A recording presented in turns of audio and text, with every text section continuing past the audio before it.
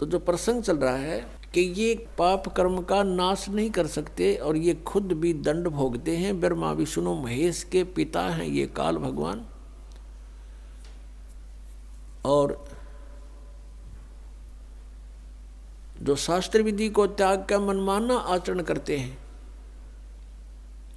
तो हम ऐसे लोक में रह रहे हैं कि उस शास्त्र अनुकूल साधना करेंगे तो कुछ पुण्य तो हो जाएंगे, लेकिन पाप भी पैरेलल होंगे तो वो अलग से लिखे जाते हैं। जब तक हम परम पूज्य कबीर देव परमेश्वर की शरण में नहीं आते, और वो भी परम संत के माध्यम से, नकली संतों से भी परमात्मा से कनेक्ट नहीं हो सकोगे, चाहे वो कबीर पंथी भी कहलाते हैं, क्योंकि उनके पास वो मंत्र नहीं है जिससे परमात्मा हमें लाभ दे सकता है। अब जैसे कोई गणते जांडी काटे तो कोई प्रॉपर वे थोड़ा ही है, वो तो बकवाद है। जांडी काटनी है तो तिखा कुआड़ा चाहिए, कट्टा कट कर दे 1 घंटे में साफ है, और उस गणका लगा रहो थे 10 दिन तक कंडे मोर हो ले। तो साधन ठीक हो परमात्मा के पाने का, परमात्मा मिलेंगे।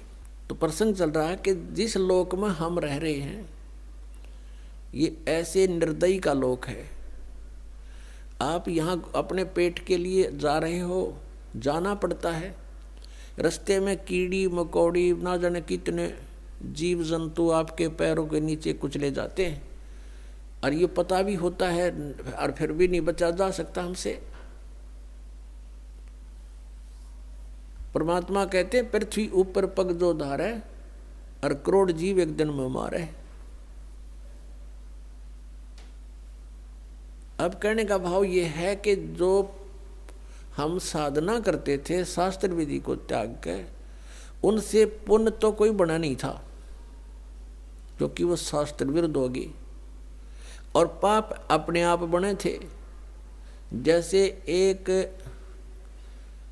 एकड़ जमीन है, यानी कोई 2-4 एकड़ जमीन है, उस जमीन में, उस पृथ्वी पर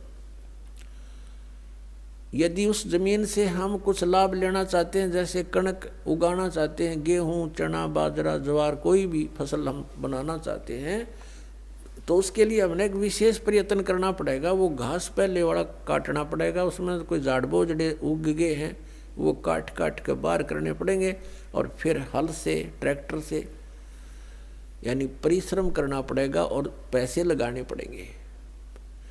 अपनी मेहनत से, मजदूरी से या पैसे से उसकी गुड़ाई करनी पड़ेगी। फिर बीज डालना, वो भी पैसा, यानी बीज जो डालेंगे चाहे मोल ला कर डालेंगे या अपने घर से डालेंगे तो वो भी पैसा ही लग रहा है।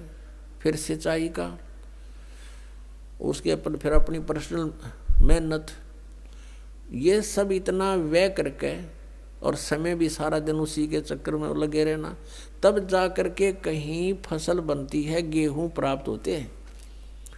और उसी जमीन, उसी पृथ्वी को आप बिल्कुल ना छेड़ो, कुछ ना करो, उसमें भी फिर भी अपने आप अड़ंगा उग गया होगा, अपने आप इतना कुबाड़ो उसके अंदर उत्पन्न हो जाएगा, वो दिखे भी नहीं पृथ्वी है यहाँ पर, तो वो यूजलेस है।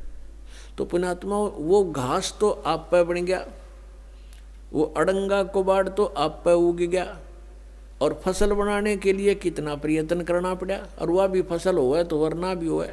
यहाँ के जो साधनाएं थी वो ऐसे टाइप की थी जैसे कोई इंद्र की गद्दी प्राप्त करने के लिए, स्वर्ग का राजा बनने के लिए तप या यज्ञ करते हैं, तो उनकी यज्ञ या तपों को खंड करवा दिया करता था वर्तमान राजा इंद्र। क्योंकि यहाँ राजनीति चलती है, धर्म नीति नहीं चल सकती। धर्म नीति तो परमात्मा के चरणों में आने के बाद हम राज की इच्छा त्याग कर ही धर्म नीति को पर चल सकते हैं, उसको सफल कर सकते हैं।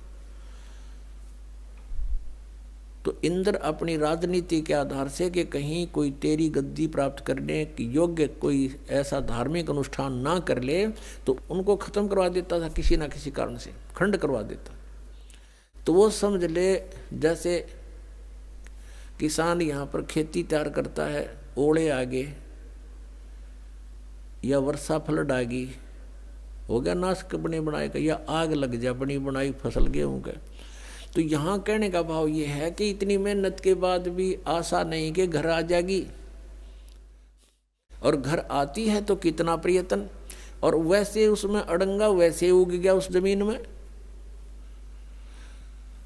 तो ये हम जिस लोक में रह रहे हैं ये ऐसा स्थान है कि हमने अगर पुण्य करने पड़ेंगे इस शरीर से तो मेहनत करनी पड़ेगी, काम भी छोड़ना पड़ेगा, 10 रुपये भी लगाने पड़ेंगे, तब हम पुण्य प्राप्त कर सकते हैं। और साधना हमारी शास्त्र अनुकूल हो, शास्त्र विधि को त्याग कर मनमाना आचरण ना हो, तो तब हमें पुण्य मिलेंगे। और पाप बराबर में लिखे जाएंगे, पाप अलग लिखे जाते हैं, पुण्य अलग लिखे जाते हैं।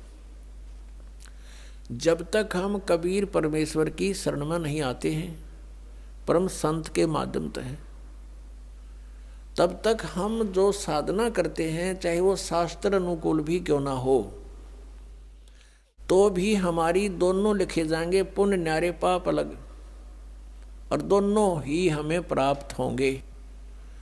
उन भक्ति वाली साधनाओं का तो स्वर्ग महास्वर्ग में जिस झूठे सुख को हम सुख मानते हैं वहाँ मिलेंगे, और जो पाप अलग लिखे हुए हैं वो मिलेंगे हमने नरक में, या फिर 84 लाख योनियों में, या फिर मनुष्य जीवन प्राप्त होगा, उसमें भी कुछ मिश्रण किया जाता है पाप और पुण्यों का। तो कहने का भाव ये है कि जहाँ हम रह रहे हैं वो, और जिन भगवानों को हम पूज रहे हैं उनकी पूजाओं से हमारे संचित कर्म नहीं कट सकते। प्रारब्ध का जो कर्म, प्रारब्ध का कर्म वो होता है जो हमारे जीवन में लिख दिया जाता है, जिसको हम भाग्य बोलते हैं, किस्मत, वो दोनों भोगने पड़ेंगे।